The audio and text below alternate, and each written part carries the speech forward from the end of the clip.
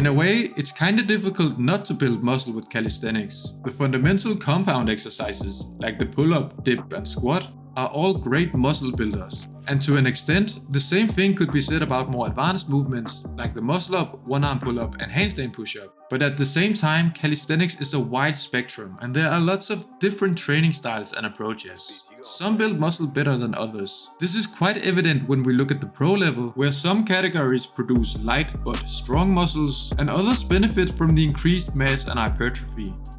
My name is Jacob, and as a calisthenics champion, I've personally experimented with most training styles, and I've noticed how my body responded to each one. In this video, I'll share my experiences and we'll compare those finds with the pros to see how it matches the physiques of competitive athletes. But first, let's start with the obvious. There's a lot of research indicating that the 8 to 12 rep range is optimal for building muscle, and that simple principle is applicable to calisthenics. For example, you could program 3 sets of pull-ups with 10 reps, and if bodyweight is too easy, then you could add weight, and you could add bands if it's too demanding. Transferring the principles of bodybuilding is what I've seen most people recommend here on YouTube, but that's not the only way, and quite frankly, that approach can get a little boring in a world of bodyweight mastery. I know that in a lot of cases, calisthenics athletes often at the same time want to learn skills, increase their reps or their added weight. So of course I'll take that into account when I ultimately give you my answer on what style of calisthenics is best for building muscle.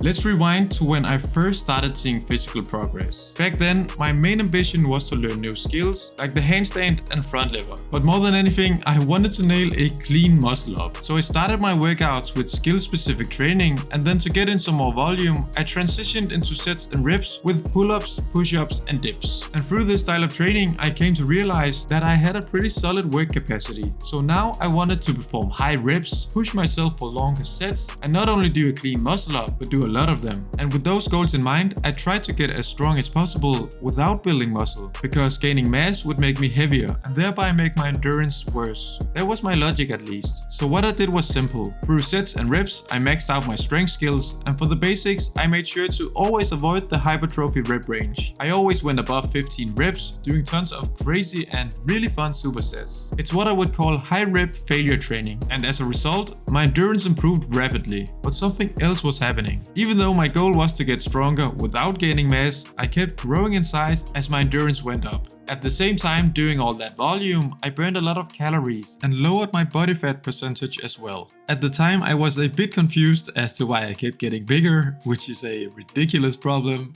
But I ended up doing some research. And as it turns out, newer studies suggest that very high volume and the consistent stress it puts on your muscles leads to adaptation and growth. And in several cases, the gains are directly comparable with the 8 to 12 rep scheme. Basically, this endurance-based approach creates a lot of metabolic stress, which is a key driver of hypertrophy. So even though I personally wouldn't name it the most efficient approach, the fundamental movements of calisthenics and the combination of high reps and high intensity will result in significant muscle growth. And at the pro level, this hypothesis holds true. The standard physique is characterized by a strong muscular appearance, not too muscular and heavy looking because they still move their body weight and want to be relatively light, but a very aesthetic look that in my opinion looks extra impressive because of the low body fat percentage this style of training creates.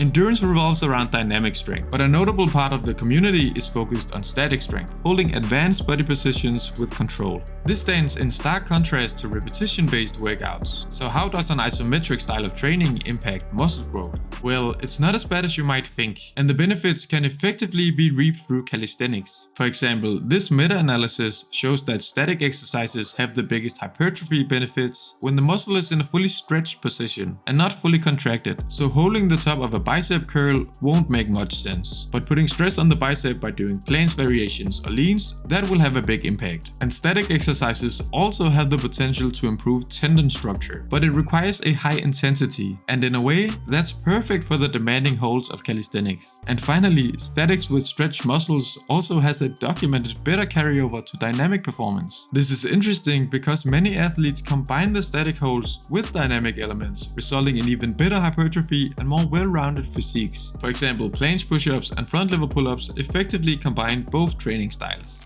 Aesthetics create growth through high sustained tension. And though I couldn't find any research stating it's optimal for hypertrophy, I also couldn't find any stating it's bad. But what you have to consider is that all the muscles not involved, especially the legs, serve as dead weight in these positions. And at the pro level, athletes only care about performance, not looks. This is why planche specialists often have very impressive biceps and front delts, kind of similar to Olympic gymnasts, but otherwise maintains a lighter and less extraordinary physique overall. But even though pros only care about performance, you don't have to. So in your own training, you can implement easier static skills while training and keeping up your other body parts. Still, eventually, you'll run into the dilemma of wanting to improve your statics at the cost of your overall body composition. My advice if you want to combine statics with mass would be to start with skill-specific static training, and like I've been doing personally, transition that into sets and reps with the fundamental exercises. But I'm not a static specialist, so keep that in mind.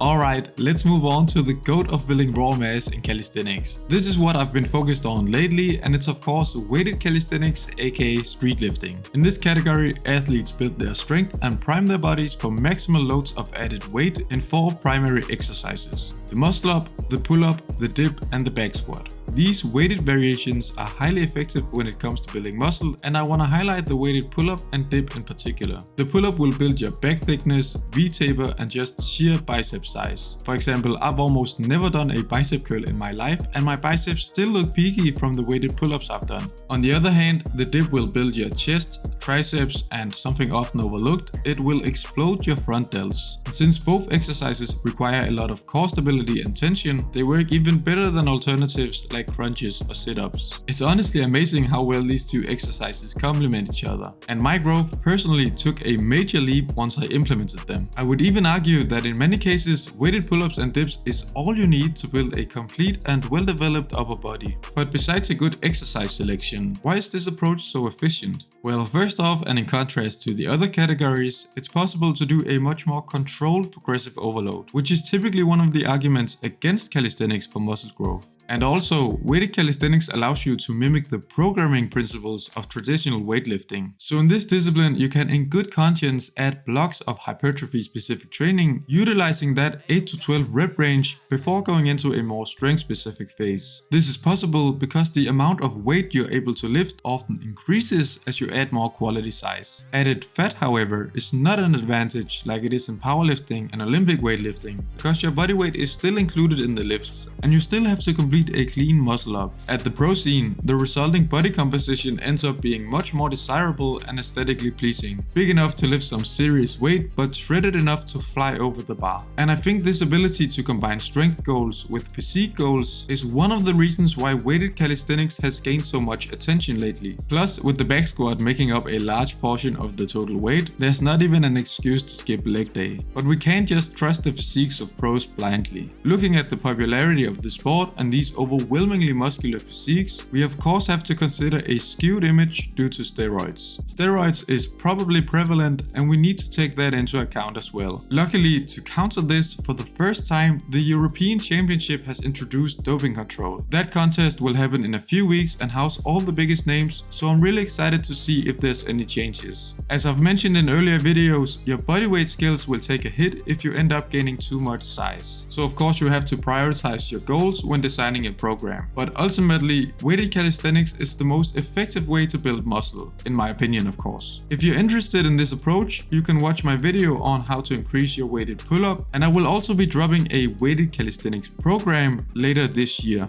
That's it for the video. I hope you enjoyed it, and I will see you in the next one.